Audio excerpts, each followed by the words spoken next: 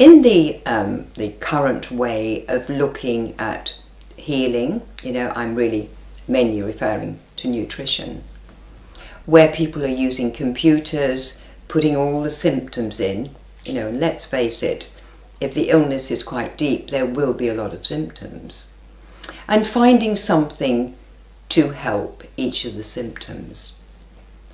This, of course, is not at all useful, because that's looking at the current situation, and that would be a very good way of suppressing the symptoms. When we were speaking earlier about predispositions, it's important to go back to see the first thing that needs remedying. And clearly, when you go back to the beginning, you're going to use very, very little. Now, if a person is extremely unwell, if the disease picture is quite deep, they inevitably will be very dehydrated.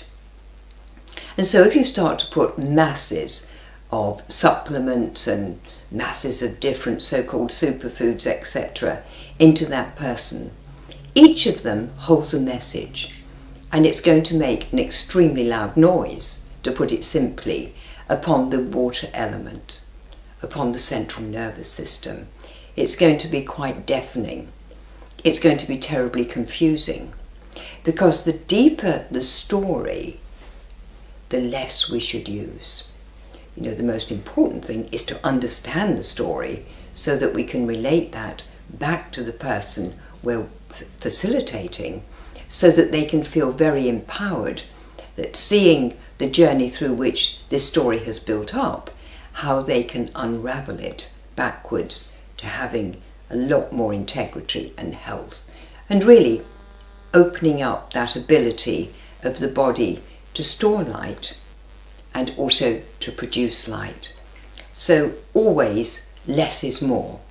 And we see that played out very clearly in the old-fashioned nature cure, because very often they would suggest, when people were very ill, to eat one item at each meal. Just be one single item, because they knew that holds a single tune, a single resonance, and therefore it's not going to be jarring and get in the way.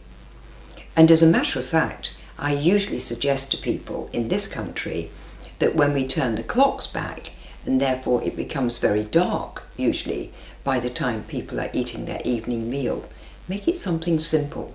Make a soup that certainly has no more than 3 items in it, so it's a very gentle message. Less is more.